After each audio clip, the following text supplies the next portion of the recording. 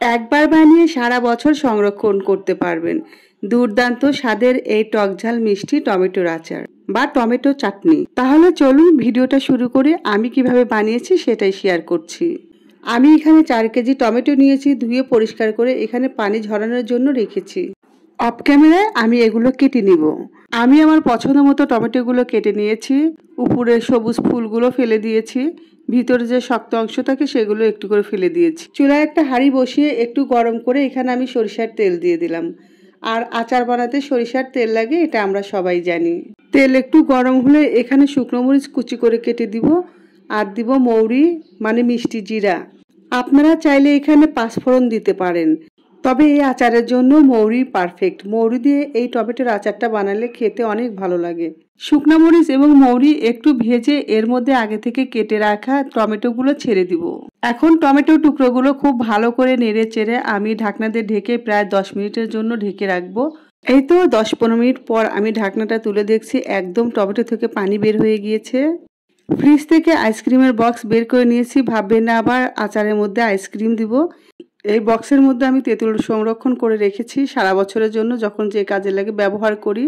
আর টমেটোর আচার মানেই তেঁতুল দিতে হবে, তেঁতুল ছাড়া টমেটোর আচারের কোনো মজাই নেই।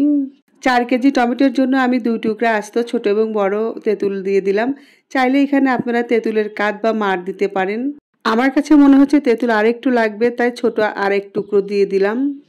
আচার মানে টক মিষ্টি ঝালের একটা কম্বিনেশন, আর এই টক ঝাল মিষ্টি যার যার পছন্দ মতোই দেওয়া উচিত। এখন আমি এর মধ্যে দিয়ে দিব 2 কাপ চিনি। চিনিটাও কম বেশি লাগতে পারে, কারণ তেঁতুল যদি আমি বেশি দিয়ে ফেলি তাহলে চিনিটা বেশি লাগবে। আচারের স্বাদটা বাড়ানোর জন্য আমি অফ ক্যামেরায় একটু লবণ এবং আরেকটু চিনি দিয়েছি। চিনি দেওয়ার কিছুক্ষণ পরে টমেটোগুলো একটু ফুটে ওঠে। এই সময় একটু সতর্কতার সাথে নাড়বেন, হাতে লেগে পুড়ে যেন না যায় সেদিকে খেয়াল রাখবেন। আচার বানানো মানে ধৈর্যের ব্যাপার, আর টমেটোর আচার তো আরো ধৈর্য লাগে। পুরোটা পানি শুকিয়ে তারপরে আমি আপনাদেরকে দেখাচ্ছি।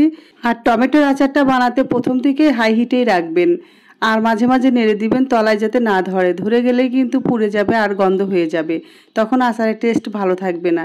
এই তো আমি একদম পানি শুকিয়ে নিয়েছি। এখন এটা একটা ছোট একটা প্যানের মধ্যে নিয়ে নিব। ছোট পাত্রে নিলাম যাতে নাড়াচাড়া সুবিধা হয়। এখন আমি আচারের মশলাটা রেডি করে নিব। এর মধ্যে দিয়েছি মৌরি, শুকনা মরিচ, তেজপাতা আর কয়েকটি এলাচ।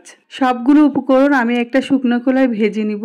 ভিডিওটি এই পর্যন্ত যারা কন্টিনিউ করছেন তাদেরকে অসংখ্য ধন্যবাদ। যদি ভালো লাগে লাইক, কমেন্ট এবং শেয়ার করে আমাকে সাপোর্ট করবেন। যদি ইউটিউব চ্যানেল থেকে আপনি আমার ভিডিওটি দেখেন, চ্যানেলটি সাবস্ক্রাইব করবেন। ফেসবুক পেজ থেকে দেখলে ফলো করার অনুরোধ রইল। এই তো আমার আচার রেডি হয়ে গিয়েছে। এখন আমি যে মশলাটা রেডি করে রেখেছি এটা দিয়ে দিব, আর এটা দেওয়ার কিছুক্ষণের মধ্যে এটা আমি নামিয়ে ফেলবো। এই আচারটা এত মজার, ডাল ভাত, খিচুড়ি, পোলাও, বিরিয়ানি সবকিছুতেই একদম জমে ক্ষীর। আর আমি তো এমনি খেয়ে শেষ করে ফেলবো। ভালো থাকবেন সবাই, সবার শুভ কামনায়। আল্লাহ হাফেজ, আসসালামু আলাইকুম।